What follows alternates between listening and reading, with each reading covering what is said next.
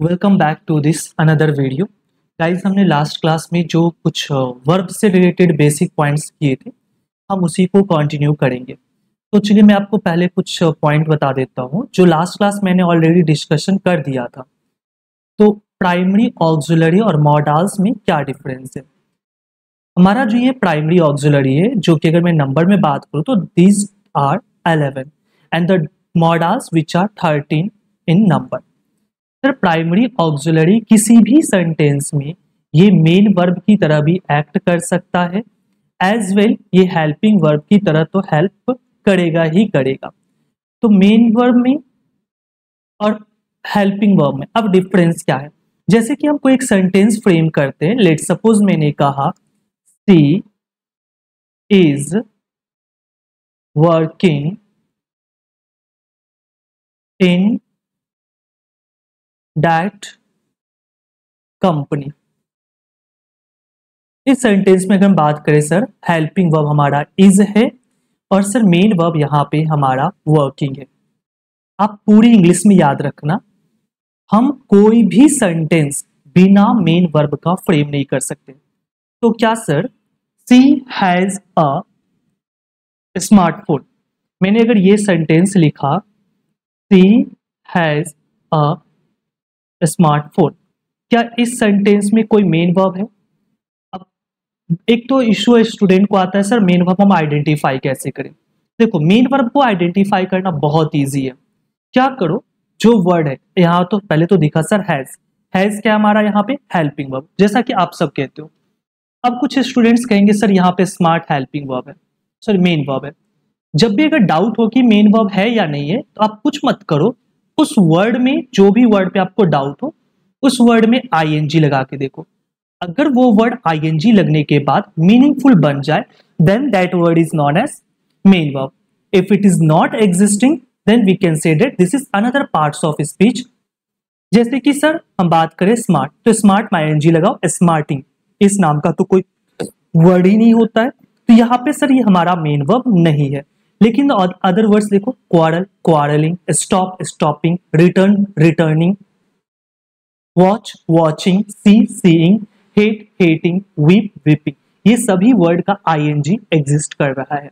तो जब हमने किसी भी वर्ड में आईएनजी लगा के चेक करना है, if it is meaningful then that is a main verb.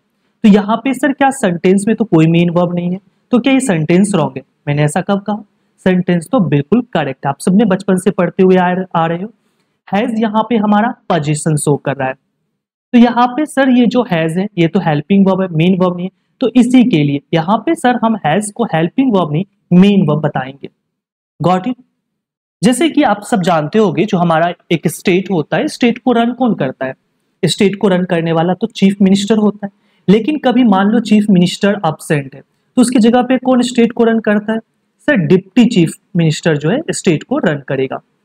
तो मुझे इतना बताना, क्या डिप्टी सीएम के पास उतनी पावर होती है जितनी कि सीएम के पास होती है? बिल्कुल सर, जब अगर सीएम अब्सेंट है तो डिप्टी सीएम के पास भी उतनी पावर होगी जितनी कि डिप्टी सीएम के पास होगी। लेकिन अगर फिर जैसे सीएम जो है अपना लीव कंप्लीट करके वापस आता है, क्या डिप्टी सीएम की उतनी पावर होगी जितनी की पहले थी? आंसर है नो। अब डिप्टी सीएम जो है सीएम के अकॉर्डिंग कहने पे चलेगा, सेम यहां पे है। सर अगर हेल्पिंग वर्ब के बाद, सॉरी, कहीं पे भी आपको प्राइमरी ऑक्सिलरी के बाद मेन वर्ब अवेलेबल है तो हम इसे हेल्पिंग वर्ब के नाम से जानेंगे। अगर मेन वर्ब अवेलेबल नहीं है, then this 11 primary auxiliaries are known as main verb. Hope so clear होगा। चलते हैं नेक्स्ट पॉइंट पे। अच्छा, अब आता है सर हमारा यूजेस ऑफ मॉडल्स, कि सर हम मॉडल्स का यूज कैसे करते हैं, कौन सी मीनिंग में करते हैं।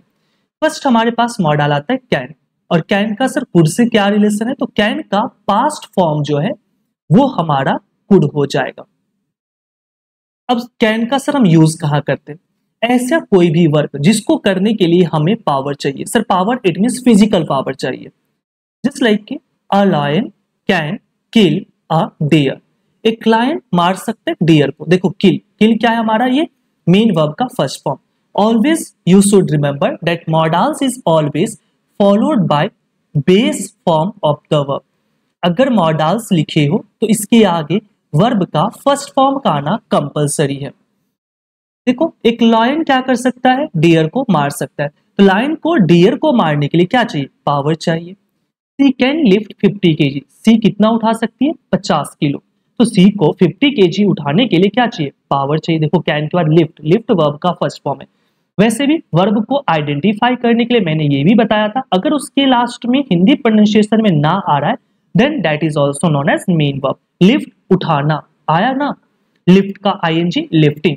You can, next sir can का सेकेंड यूज होता है एबिलिटी को बताने के लिए। सर एबिलिटी क्या होता है, एबिलिटी हम कहते हैं ऐसा कोई भी वर्क जिसको करने के लिए हमें टैलेंट की जरूरत हो, mental ability. Just like you can solve this puzzle with in 2 minute, तुम इस पजल को सॉल्व कर सकते हो कितने मिनट में, 2 मिनट में सॉल्व कर सकते हो। सर यहाँ पे कैन हमारा मॉडल्स है और मॉडल्स के बाद यहाँ पे वर्ब का फर्स्ट फॉर्म है। और बताओ पजल सॉल्व करने में हमें क्या चाहिए, टैलेंट चाहिए। सी कैन स्पीक 5 लैंग्वेजेस, सी कितनी लैंग्वेज बोल सकती है, 5 बोल सकती है। सर सी को 5 लैंग्वेज बोलने के लिए क्या चाहिए उसके पास, टैलेंट चाहिए। नेक्स्ट आता है सर हमारा कैपेसिटी, क्षमता की बात करते हैं किसी भी सेंटेंस में। जस्ट लाइक सी कैन, यहाँ पे टाइपिंग मिस्टेक है, she can eat 50 water balls, सी कितना वाटर बॉल खा सकती है, 50, मतलब सी की कैपेसिटी है कि वो 50 वाटर बॉल को डाइजेस्ट कर सकती है। He can swim across the river, he क्या कर सकता है, वह तैरकर नदी को पार कर सकता है, ही की कैपेसिटी की बात हो रही है। नेक्स्ट आता है सर कैन का फोर्थ यूज, जो कि है सर फॉर्मल रिक्वेस्ट और परमिशन। जब भी हमें किसी से परमिशन लेना हो या नॉर्मली हमें फॉर्मल रिक्वेस्ट करना हो तो उसके लिए हम कैन का यूज करेंगे। Just like can I take your bike for an hour, क्या मैं तुम्हारा बाइक 1 घंटे के लिए ले सकता हूँ। Answer, if you want to give him then you can reply with yes, if you don't then you can reply with no। तो यहाँ पे क्या है, ये हम किसी से हम रिक्वेस्ट कर रहे हैं वैसे फॉर्मल के लिए। हाँ अब देखो जनरली आप सब लोग बचपन से बोलते हुए आ रहे हो sir may I come in sir, may I go out sir. तो सर अगर किसी से हमें परमिशन लेना हो विद रिस्पेक्ट, वैसे हम आगे देखेंगे, जब भी हमें किसी से रिस्पेक्टफुली परमिशन चाहिए तो हम मे का ही यूज करते हैं। फॉर्मल रिक्वेस्ट है तो हम कैन का यूज कर सकते हैं। और यही सेंटेंस अगर पास्ट की हैबिट को बताए, जो पास्ट से रिलेटेड हो जाए, तो फिर हम सर यहाँ पे यूज करेंगे कुड। नेक्स्ट आता है सर हमारे पास मे का पास्ट फॉर्म हमारा यहाँ पे है माइट। सर मे की फर्स्ट यूज की अगर बात करें तो मे का फर्स्ट यूज होता है पॉसिबिलिटी को बताने के लिए। वैसे मे का यूज होता है अगर कोई काम की होने की ज्यादा पॉसिबिलिटी है तो हम उसके लिए मे यूज करेंगे। अगर किसी काम के होने की पॉसिबिलिटी बहुत कम है then we can use might also. Just like the train may come late today, train आज लेट आ सकती है। अच्छा एक और क्वेश्चन है मेरा आपसे, क्या आप बताओगे सेंटेंस में ऑब्जेक्ट कौन है। The train may come late today, यहाँ पे सर मे हमारा क्या हो गया, मॉडल्स, और मॉडल्स के बाद कम वर्ब का फर्स्ट फॉर्म है। तो क्या सर लेट ऑब्जेक्ट है या टुडे ऑब्जेक्ट है, मुझे ये बताओगे। बहुत सारे स्टूडेंट्स क्या कंफ्यूजन में रहते हैं ना कि मेन वर्ब के बाद अगर कोई भी पार्ट्स ऑफ स्पीच आ रहा है then that is known as object, जो क्या बहुत बड़ी गलती करते हो। ये जरूरी नहीं कि वो ऑब्जेक्ट ही हो। अब जैसे इधर आ जाओ, a lion can kill a deer, यहाँ पे जो और डियर लिखा हुआ है सर ये हमारा ऑब्जेक्ट है। अब क्वेश्चन है sir she can speak 5 languages, she can speak 5 languages, sir ये हमारा ऑब्जेक्ट है। You can solve this puzzle, sir ये ऑब्जेक्ट है। She can lift 50 kg, sir ये ऑब्जेक्ट है। अब कैसे सर ऑब्जेक्ट कैसे कह दिया हमने इसे, ऑब्जेक्ट वो parts of speech, sorry not a parts of speech, object वो पार्ट होता है सेंटेंस का जिसमें सब्जेक्ट जो वर्क करे उस वर्क का इफेक्ट जिसके ऊपर आएगा। Just like a lion can kill a deer, एक लायन मार सकता है एक डियर को, तो बताओ अब इसके ऊपर इफेक्ट आएगा कि नहीं आएगा, आएगा ना। अच्छा सी कैन लिफ्ट 50 kg, सी उठा सकती है, क्या उठा सकती है, 50 kg उठा सकती है, तो यहाँ पे भी तो इफेक्ट आएगा ना। तो सर अब हम ऑब्जेक्ट को कैसे पहचानेंगे। अच्छा नेक्स्ट एग्जांपल्स है यहाँ पे, द ट्रेन में कम लेट टुडे, यहाँ पे हमारा कोई भी ऑब्जेक्ट नहीं है, कैसे कह दिया। देखो मैं बहुत अच्छा से इसका कॉन्सेप्ट बता रहा हूँ, कॉन्सेप्ट पे फोकस करना, ट्रिक वगैरह पे फोकस मत करो। जब भी कभी किसी सेंटेंस में ऑब्जेक्ट आइडेंटिफाई करना हो तो सेंटेंस में जहां पे वर्ब लिखा हुआ है वहां तक एज इट इज कंटिन्यूअसली पढ़ डालो। Just like a lion can kill. और इसके बाद क्या करो, तुम दो क्वेश्चन वर्ड WH वर्ड से क्वेश्चन पूछो। क्या सर? या तो व्हाट या तो whom से। अगर व्हाट और whom से कोई वर्ड का आंसर मिल रहा है, then that word is known as object of the sentence. Just like a lion can kill whom? A deer. She can lift what? 50 kg. You can solve what? This puzzle. He can speak what? 5 languages. अब जैसे क्या यहाँ पे देखो, he can swim across the river। क्या sir इस sentence में कोई ऑब्जेक्ट है? आंसर है no. he can swim what? कुछ आंसर मिला? नहीं मिला। he can swim whom? Answer मिला? नहीं मिला। जैसे इसमें she can eat what? 50 water balls. Sir ये ऑब्जेक्ट है। तो ऐसे हम ऑब्जेक्ट को आइडेंटिफाई करते हैं। अगर अच्छा लग रहा हो तो प्लीज गाइस कमेंट करके जरूर मुझे बताना। नेक्स्ट आता है जैसे लाइक कि पॉसिबिलिटी। मैं मे की बात करता हूँ, my friend may come tomorrow. ये क्या है? ये पॉसिबिलिटी कि मेरा फ्रेंड कल आ सकता है। तो क्या एक पॉसिबिलिटी है, हो सकता है वो आ भी सके, तो आ भी जाए या नहीं भी आए। नेक्स्ट हम बात करें सर मे का सेकेंड यूज। मे का सेकेंड यूज हम करते हैं विशेष को बताने के लिए।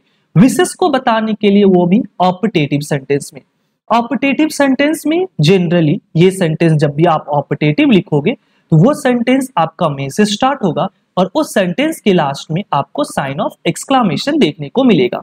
Just like may you live long, may you achieve your goal. तो ये सेंटेंस जो है हम किसी को ब्लेसिंग्स देते हैं। सर ऑप्टेटिव कहते किसको है? ऑप्टेटिव वो सेंटेंस होते हैं जिसमें हम किसी को अपनी विशेष देते हैं। सर विशेष में क्या होते हैं? सर विशेष में हम किसी को ब्लेसिंग्स देते हैं या किसी को हम कर्स देते हैं, या तो हम किसी को अपना डिजायर बताते हैं या किसी के लिए हम कोई प्रे करते हैं, तो वो सेंटेंस को हम ऑप्टेटिव सेंटेंस कहते हैं। नेक्स्ट आता है सर मे का third use request with respect. किसी से रिस्पेक्टफुली रिक्वेस्ट करना। इसीलिए हम लोग बचपन में हमेशा sir may I go out sir, may I come in sir, may I take your pen please, ऐसे बोलेंगे ना। May I take your pen please की कोई जरूरत नहीं है। We may possibly win the game. ये क्या है? हमारा एक पॉसिबिलिटी को बता रहा है। सॉरी नॉट हाँ, पॉसिबिलिटी को बता रहा है। अच्छा मुझे बताओगे क्या यहाँ पे पॉसिबली का पार्ट्स ऑफ स्पीच क्या होगा? देखो मोस्टली, मैं हमेशा नहीं कह रहा हूँ, मोस्टली ऐसे वर्ड्स जिसके लास्ट में ly लगेंगे, that word is known as adverb. ठीक है। वैसे भी यहाँ पे देखो मे क्या है हमारा सर? मे मॉडल्स है। विन क्या है? विन वर्ब का फर्स्ट फॉर्म है और मॉडल्स इट मींस ये हेल्पिंग वर्ब है। जब भी कभी हेल्पिंग वर्ब और मेन वर्ब के बीच में कोई वर्ड आता है that is known as adverb. अच्छा सर मैंने कहा सर ये पॉइंट जो है ना 98% ly से एंड होने वाले वर्ड एडवर्ब होते हैं। अच्छा सर ऐसे कौन से वर्ड है जो एडवर्ब नहीं होंगे ly से एंड होने पे? जस्ट लाइक कि मैंने कहा फ्रेंडली, मैंने कहा मैनली, ये वर्ड सर एडवर्ब नहीं होंगे। फिर ये होंगे क्या sir? These words are known as adjective. ऐसा क्यों सर? क्योंकि जब आप नाउन में ly लगाओगे तो वह वर्ड आपका एडवर्ब नहीं, वह वर्ड एडजेक्टिव की तरह एक्ट करेगा। वैसे ज्यादातर जो वर्ड्स ly से एंड होंगे that is known as adverb. Hope so clear होगा। नेक्स्ट अगर हम बात करें सर जो नेक्स्ट मॉडल्स है, अब देखो यहाँ पे शैल विल वुड 3 मैंने लिखा है। अच्छा बहुत अभी इसमें भी डाउट आता है, जैसे सर विल का पास्ट क्या है? विल का पास्ट हमारा यहाँ पे वुड है। तो सर शैल का पास्ट क्या होगा? सर शैल का पास्ट शुड होगा। लिख दो सर शुड, नहीं लिखना है। शैल का पास्ट शुड नहीं होता है, इस चीज को ध्यान रखना। शैल का पास्ट जो है सर वुड ही होगा, शुड नहीं होगा। अच्छा शैल और विल हम इसका यूज क्या कब करते हैं? शैल और विल, पहले इन दोनों के यूज के बारे में देखो। शैल और विल का यूज करते हैं हम टू रिप्रेजेंट फ्यूचर एक्शन। जो भी कभी हमें फ्यूचर की एक्शन बताना हो इसके लिए हम यूज करते हैं शैल और विल। वैसे अगर आप बुक में पढ़ोगे तो आपको मिलेगा डिटर्मिनेशन शो करने के लिए हम पर्सन चेंज करते रहते हैं। वो आपके एग्जाम में इतने डीप में इतना मतलब अब ये पुराना पैटर्न है, इसके नहीं क्वेश्चंस बनते तो आप उसे छोड़ दो। सर शैल का यूज करते हैं only with first person I और वी, इसके साथ शैल यूज करते हैं। सर विल का यूज किसके साथ करते हैं? आंसर है विल का यूज हम सभी के साथ कर सकते हैं। विल का यूज वैसे second person you, third person he, she, it, they, any name, ये इन सभी के साथ हम विल का यूज करेंगे। सर विल का यूज सर हम आई के साथ भी कर सकते हैं और वी के साथ भी कर सकते हैं, ये रॉन्ग नहीं होगा। नेक्स्ट पॉइंट आता है सर वुड। अब हम सर वुड का यूज कहाँ करेंगे? वुड का यूज करते हैं, हमारा फर्स्ट यूजेज आता वुड का प्रेफरेंस बताने के लिए या चॉइस बताने के लिए। Just like he would rather die than beg. He जो है क्या करना पसंद करेगा? ही के लिए मर जाना बेहतर है बेग करने के कंपैरिजन में। वुड रैदर, वैसे तो आपको ये बताऊंगा मैं, अगर आप जब पार्टिसिपल पढ़ोगे ना तो वुड रैदर के बाद हमेशा वुड सूनर, वुड रैदर और had better, would sooner than, would rather than, इन सभी के बाद हम वर्ब का फर्स्ट फॉर्म यूज करते हैं और इसका नाम है sir marginal auxiliary. Would rather को ही मार्जिनल ऑक्सिलरी के भी नाम से बुलाते हैं। वुड का सर सेकेंड यूज, वुड का सेकेंड यूज क्या है सर? पोलाइट रिक्वेस्ट करने के लिए भी हम वुड का यूज करते हैं। Just like would you like to take tea और कॉफी, क्या आप लेना पसंद करोगे टी और कॉफी? तो जब भी हमें किसी से रिक्वेस्ट करना है वो भी पोलाइटली, तो हम वुड का यूज कर सकते हैं। नेक्स्ट, वुड का यूज सर हम इमेजिनेशन बेस्ड सेंटेंस में करते हैं। और एक और पॉइंट याद रखना, वुड साथ ही साथ इमेजिनेशन बेस्ड सेंटेंस जो भी इफ क्लॉज होगा उसमें हमेशा वर्ब हमारा फिक्स होगा, वर्ड का ही यूज करेंगे। If I were the PM of India I would give a job to each youngsters, बिल्कुल सही बात है। नेक्स्ट, वुड का नेक्स्ट यूज हम करते हैं सर पास्ट हैबिट को भी बताने के लिए। ही वुड बी, सॉरी यहाँ पे पास्ट हैबिट, जस्ट लाइक कि मैं कह सकता हूं I would go to school by bus, तो ये हमारा पास्ट की हैबिट को बता रहा है। तो इस तरह से सेंटेंस में हम वुड का यूज कर सकते हैं। नेक्स्ट पॉइंट आता है सर वुड का यूज हम कहाँ करेंगे? प्रोबेबिलिटी को बताने के लिए, कोई संभावना, अगर कोई ऐसी बातें हैं तो हम वुड का यूज करेंगे। Just like he would be playing cricket, he हो सकता है क्रिकेट खेल रहा हो, तो ये पॉसिबिलिटी है, प्रोबेबिलिटी है, संभावना है, तो हम इसके लिए भी वुड का यूज कर सकते हैं। वैसे मैं आपको बताऊं ना तो वुड में आप क्या क्या पढ़ना, preference choice, imagination, polite request, past habit, probability को भूल जाओ चलेगा। Okay guys, okay. एक और पॉइंट ध्यान रखना, अगर प्रेफरेंस दे रहे होगे तो वुड के साथ हम रैदर का भी यूज कर सकते हैं। नेक्स्ट आता है सर हमारा शुड। शुड का यूज कहां करेंगे? मैंने पहले बताया शुड शैल का पास्ट नहीं होता, लेकिन अभी भी कहीं कहीं पे आपको यूजेस मिल जाएंगे as a past form. Should का फर्स्ट यूज, किसी को अगर आपको सजेशन देना हो, सलाह देना हो, एडवाइस देना हो, उसके लिए हम शुड का यूज करेंगे। वैसे तो मुझे इसमें आई थिंक एक पॉइंट में भूल गया था लिखना, अभी आप मेंशन कर लेना। किसी को उसका ड्यूटी बताना हो, उसका कर्तव्य बताना हो, तो भी हम शुड का यूज करते हैं। जस्ट लाइक एग्जाम्पल देखते हैं, the patient should take medicine on time, patient को मेडिसिन समय पे लेनी चाहिए। ये क्या एक तरह का एडवाइस है? डॉक्टर तो कहेगा मेडिसिन टाइम पे लो, और वो अंदर अंदर विशेष करता रहेगा कि टाइम पे मत लेना, ताकि तुम मेरी जो इनकम है उसको ग्रोथ देते रहो। तो यहाँ पे देखो शुड मॉडाल्स, मॉडाल्स के बाद वर्ब का फर्स्ट फॉर्म है, एडवाइस के लिए यूज हो रहा है। We should not laugh at the poor, हमें गरीबों पे नहीं हंसनी चाहिए। ये क्या है हमारा? ये भी हमारा एक advice, I think the patient should take medicine on time, ये हमारा सजेशन होगा, एडवाइस नहीं, सजेशन की कैटेगरी में रखेंगे। We should not laugh at the poor, ये एक एडवाइस है, हमें नहीं हंसना चाहिए गरीबों पे। शुड के बाद हमारा लाफ आ गया, वर्ब का फर्स्ट फॉर्म। एक क्वेश्चन आता है सर नॉट और नो में क्या डिफरेंस है? चलो आपको ना इस क्लास में बहुत पॉइंट एडिशनली सीखने को मिलेगा। नो और नॉट में क्या डिफरेंस है? अगर हम बात करें सर नो की, तो नो जो वर्ड है ये सर हमारा एडजेक्टिव है, और नॉट की अगर मैं बात करूं सर तो not is an adverb.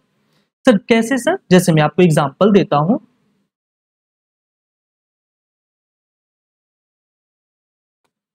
I have dash a pen, I have dash pen. और एक और एग्जांपल है, I have dash done the project. अब बताओगे क्या फील करोगे? जैसे कि आप सभी जानते हो सर, फर्स्ट में हमें I have not a pen कहोगे, आई हैव नो पेन कहोगे, और यहां पे क्या कहने वाले हो sir? I have not done the project. Clear है? अब ऐसा क्या हो गया सर? देखोगे एक लाइन, हमें ये लाइन जो मैं बता रहा हूं ये ज्यादा तो इंप्लीमेंट नहीं होता, वैसे मैंने लास्ट क्लास में बताया था। नाउन के पहले अगर कोई वर्ड आता है that word is known as adjective, adjective के पहले अगर कोई वर्ड आएगा that word is known as adverb, and adverb के पहले भी अगर कोई वर्ड आएगा तो हम उस वर्ड को एडवर्ब कहते हैं।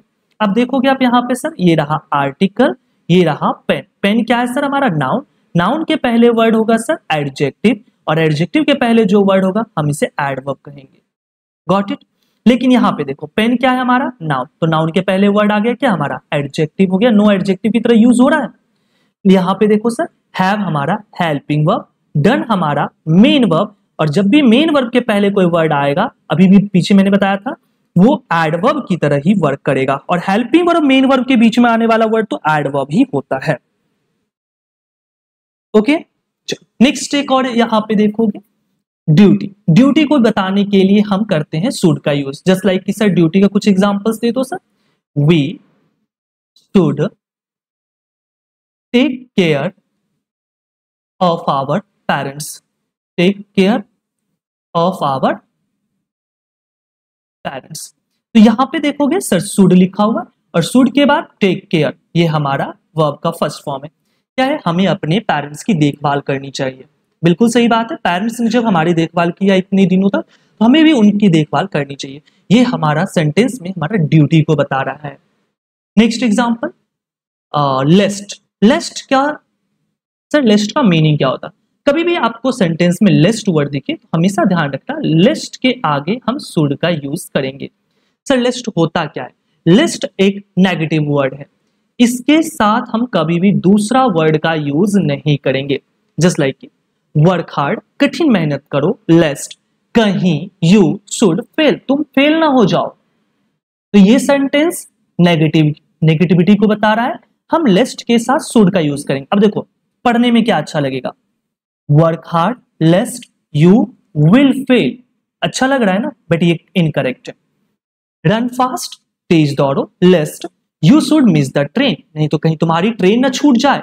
तो यहां पे देखो नहीं का कोई वर्ड नहीं मिल रहा होगा, बट लेस्ट ऑलरेडी एक नेगेटिव वर्ड है, और जैसे ही लेस्ट आया सर तो इसके साथ साथ शुड भी चलना ही चलना है। गाइस समझ में आ रहा है पॉइंट? अगर मेरी स्पीड हो तो आप मुझे बताना, ताकि मैं नेक्स्ट क्लास से थोड़ी सी मैं स्पीड को कम कर दूंगा। नेक्स्ट मॉडल्स हमारे पास sir ought to. Ought to का यूज कहां करेंगे? देखोगे ऑट टू का भी सर जैसे जो मीनिंग सर हमारा शुड का होता है, वही सेम मीनिंग हमारा ऑट टू का भी मीनिंग होगा। दोनों में कोई डिफरेंस नहीं है।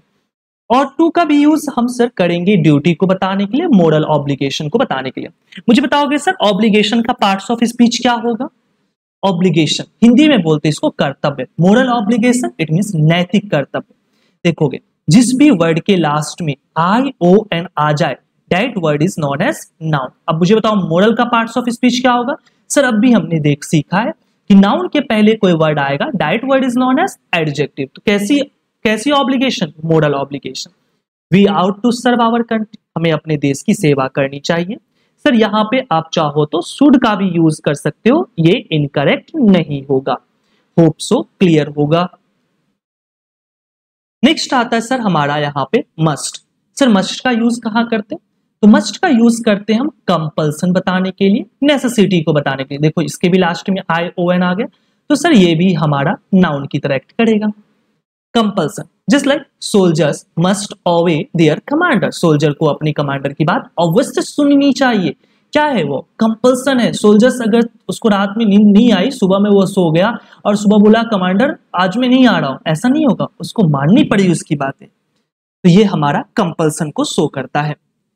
सर मस्ट का यूज करते हैं हम फिक्स्ड डिटर्मिनेशन को बताने के लिए। We must win the game, हम सब अवश्य इस गेम को जीतेंगे, तो इसके लिए भी हम मस्ट का यूज करेंगे। We must obey traffic rules, ये हमारा क्या है? ड्यूटी है, कर्तव्य है। Sir we must obey the traffic rules, obey verb का फर्स्ट फॉर्म है। और आप सब पेपर दे दोगे, आपके पेपर पे ना ऊपर आपका इंस्ट्रक्शन लिखा होता होगा, candidate must answer in their own words, candidate must write in blue ink. मिलता है कि नहीं मिलता है? तो ये क्या है? कंपल्सन है। अगर आपने चेंज किया तो आपके ऊपर कहीं ना कहीं कार्रवाई हो सकती है।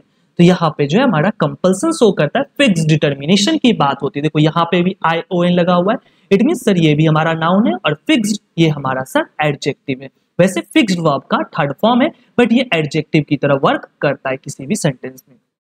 होप सो क्लियर होगा। फिर मिलते हैं नेक्स्ट वीडियो में। Thank you.